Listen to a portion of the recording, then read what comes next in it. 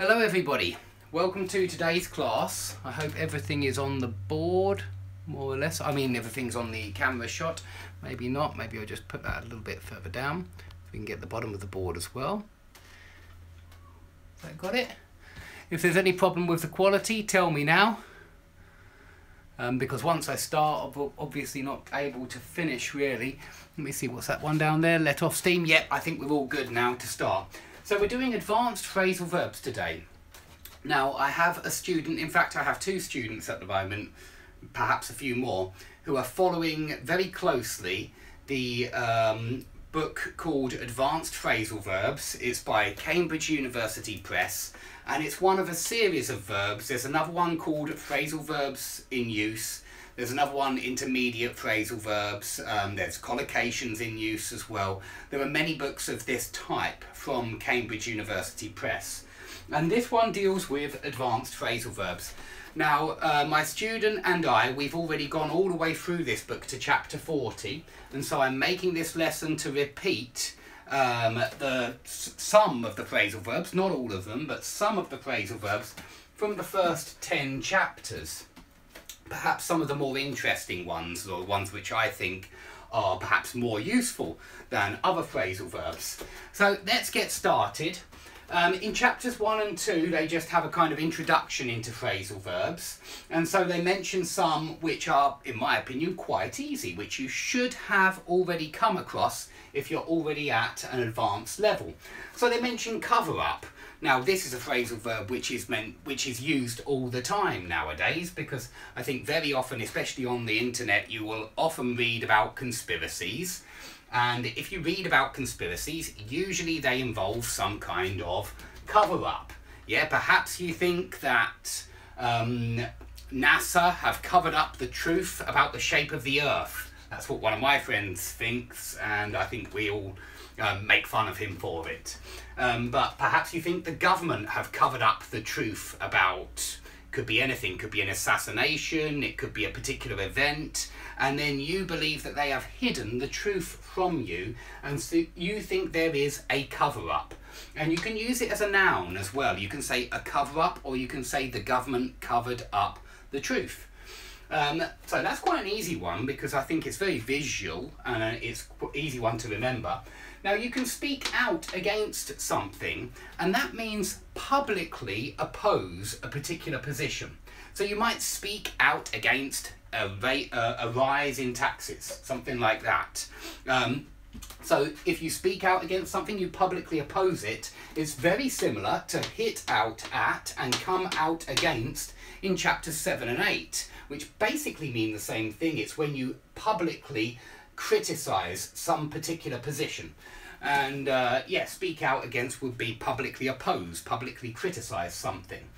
Okay, you can run out of toilet paper, in which case you better go to the shops as soon as possible and get some. You can also say we are out of toilet paper.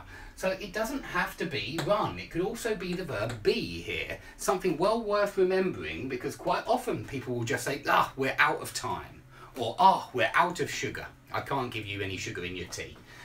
So, very common one. Sort out would just mean organise. Just going to check the time because I do have a student coming in about 23 minutes. Sort out just means organise. So when you sort out your visa because you're going abroad, it means you organise it. You fill in all the forms, you send them off, and you wait for your visa to arrive. But you can sort out anything, any tasks or errands that you have for the day, you go and sort them out, and it's better to sort them out sooner rather than later. So that's a very useful one. You'll see it or you'll hear it all the time. Okay, hold out for. I think this in the book was explained with the example, England are holding out for a draw, which just means that England are hoping for a draw. When you hold out for something, you hope for it to happen, but you're not sure that it will happen. So if your team are holding out for a draw, it means they probably only need a draw to win the competition, or to go into the next stage, or to win the league. If you only need a draw, then you're holding out for a draw, and you're just hoping for at least a draw. Okay, if you find somebody difficult to put up with. It means you find them difficult to tolerate. And it doesn't have to be people. You can put up with someone or something. You might say, oh, I can't put up with all that noise. If the neighbours are belting out music late at night, you might say, I can't put up with all that noise. Please turn it down. So you may go and make a complaint if you can't put up with the noise. Okay, get by just means survive. There's a very famous Beatles song, I get by with a little help from my friends. That's one way to remember that very useful phrasal verb, because it's very common.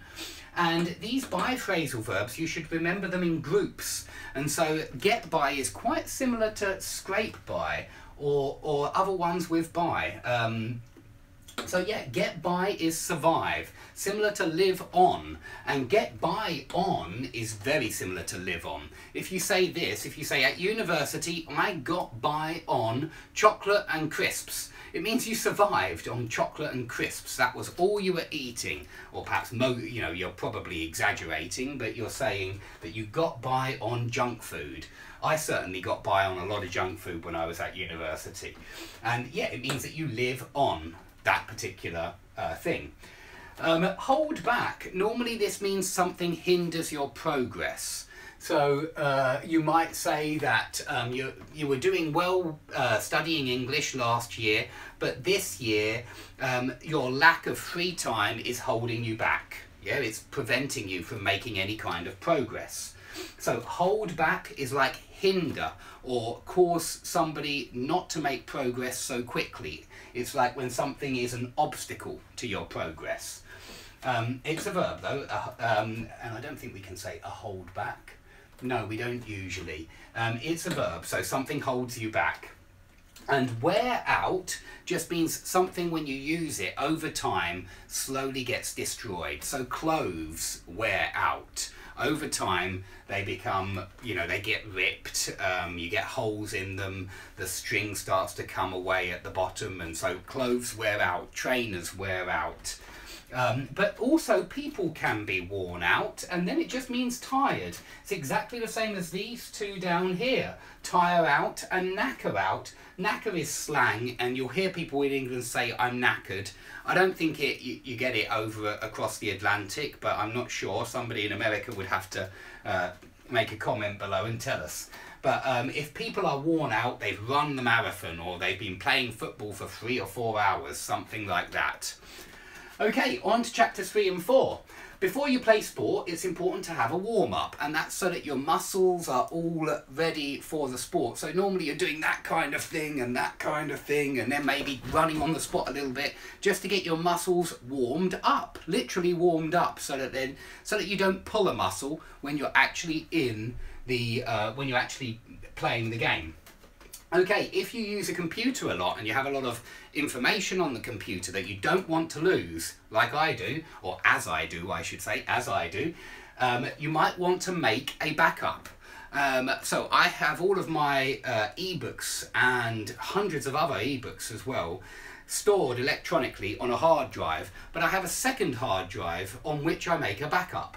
And it's just another copy to make sure that I've got, so that if anything goes wrong with the first hard drive, and this has happened to me, you've got a backup copy and you're safe. You haven't lost all of your work. Okay, a standoff. A standoff is a stalemate. If anybody plays chess out there, sometimes the game reaches a stalemate where there is no resolution to the game. It's basically a draw. In other sports we would call it a draw. But the point about a stalemate is that neither side can force a victory.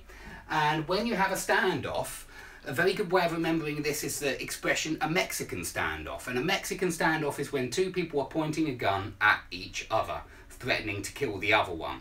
And you could certainly talk about a nuclear standoff, when you have two nuclear superpowers both aiming their missiles at each other. It's a stalemate, it's a standoff, it's also called an impasse.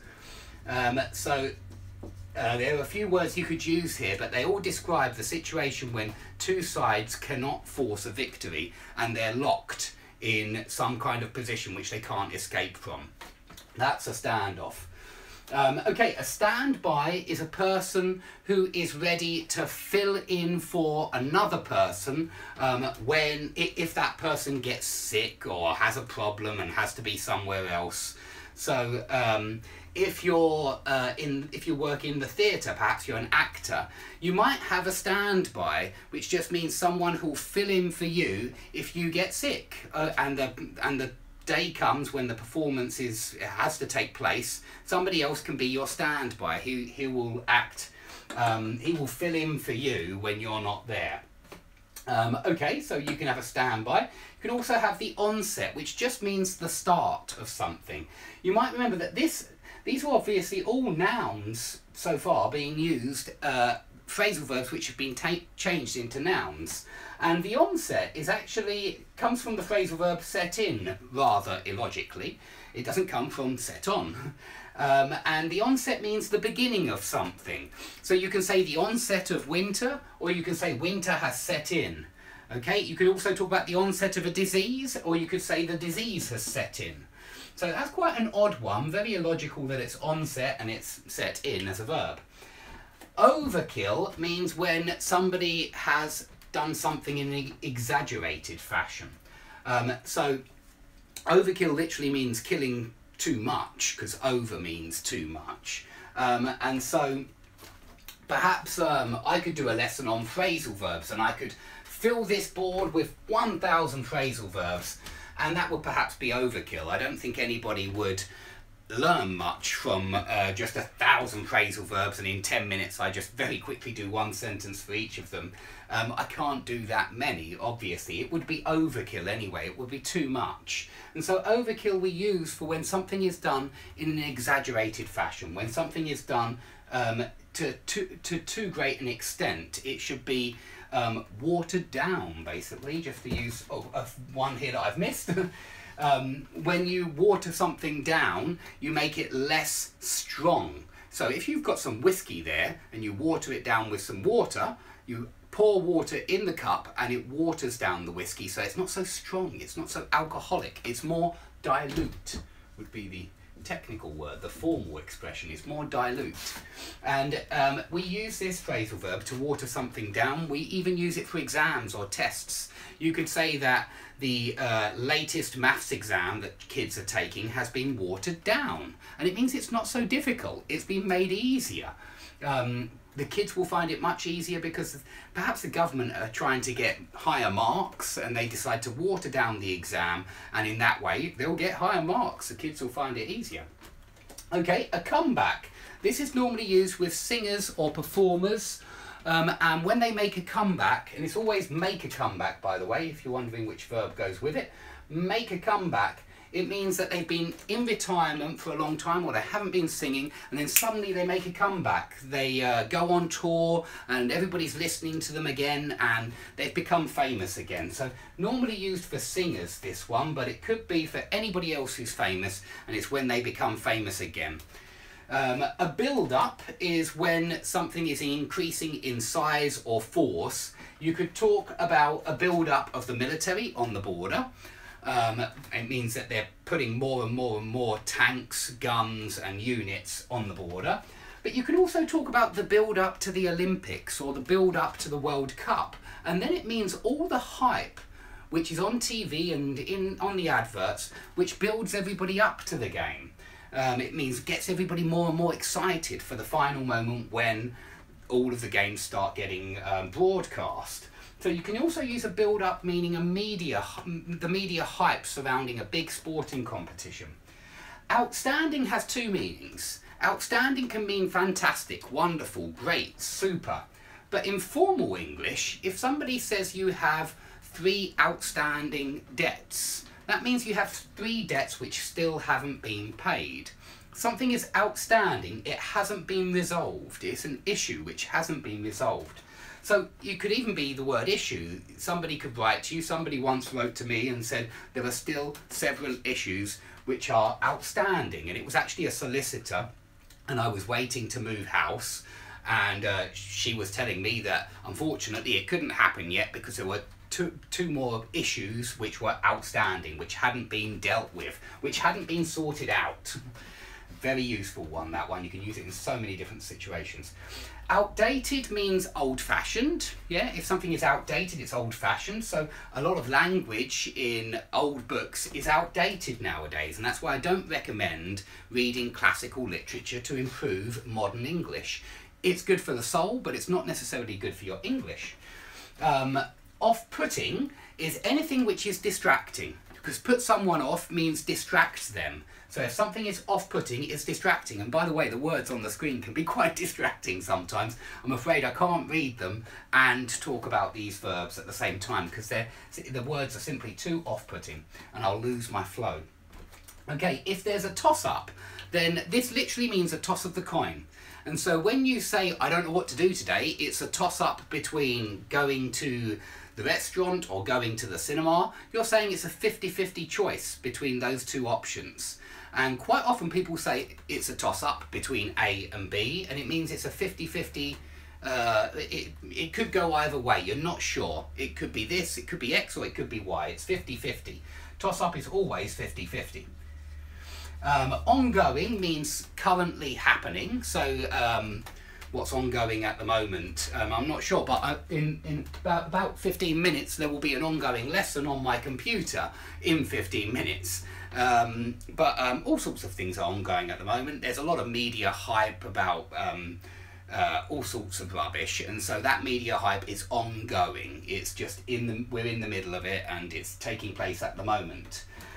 Upcoming means it's going to be happening in a moment. So my lesson is upcoming. It's going to be happening in 15 minutes or in 10 minutes. I better speed up. An outbreak could be an outbreak of fire, war, or disease, really. It's always got to be something horrible with an outbreak, and it's because we say fire breaks out, disease breaks out, war breaks out, an epidemic breaks out. So an outbreak is a sudden explosion of conflict or war or disease, something like that. Pore over documents means examine documents scrutinise them carefully, examine them carefully.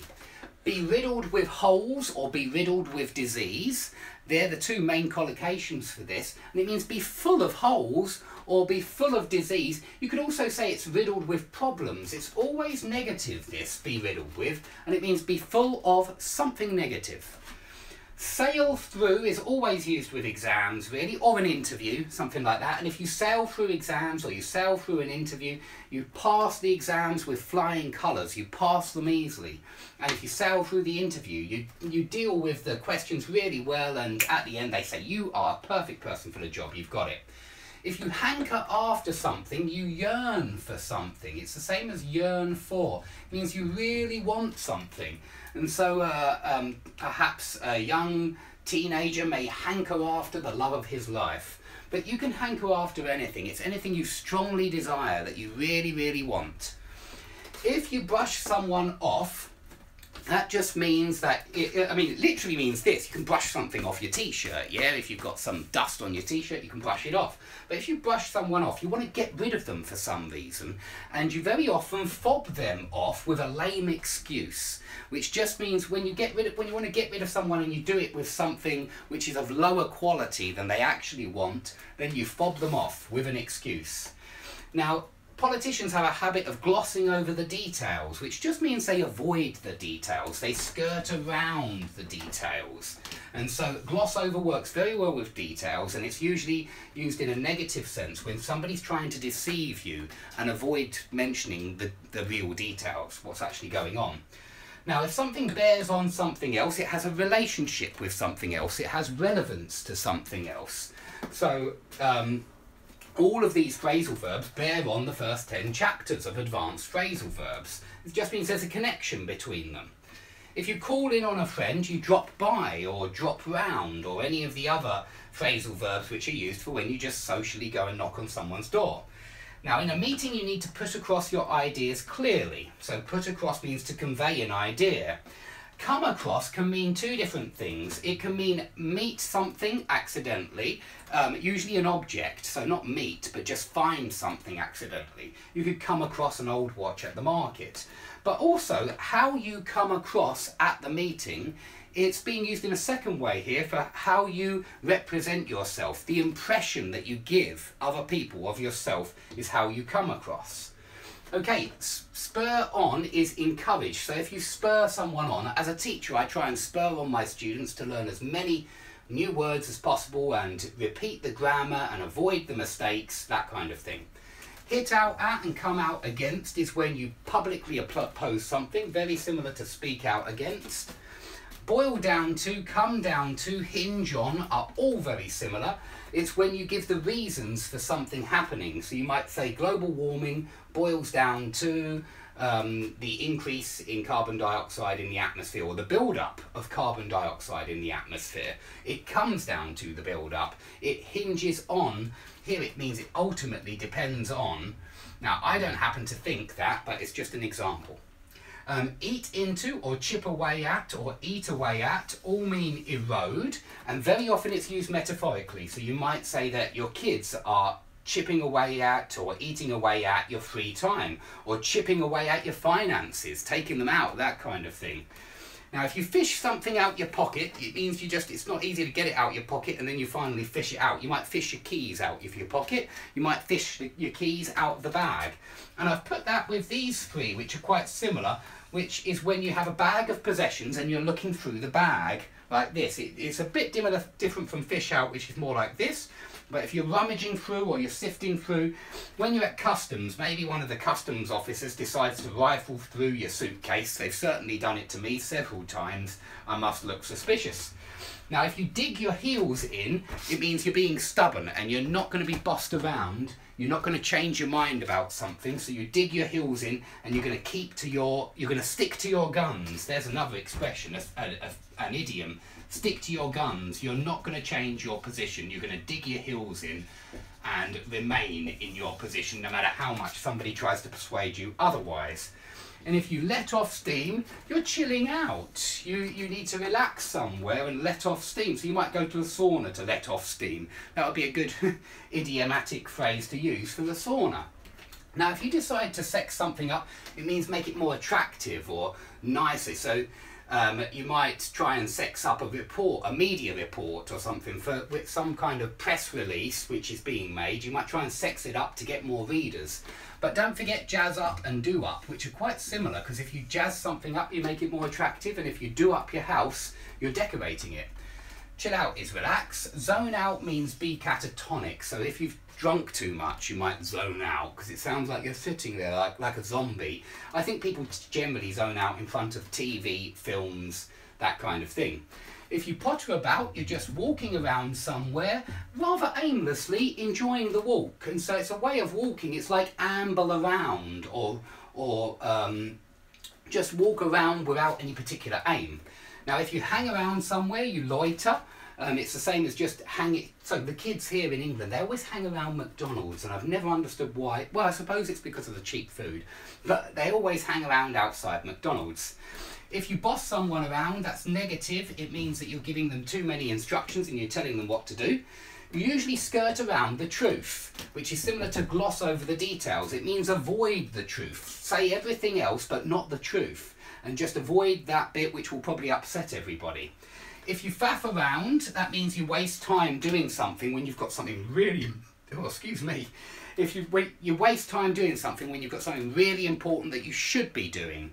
So one of my friends at university always faffed around, and we called him the Faff King, and it just meant we were all waiting for him to go to university, and he would be doing other things like cleaning his teeth and then going upstairs and changing his socks and doing anything else small and unimportant when he should be coming with us to go to our classes.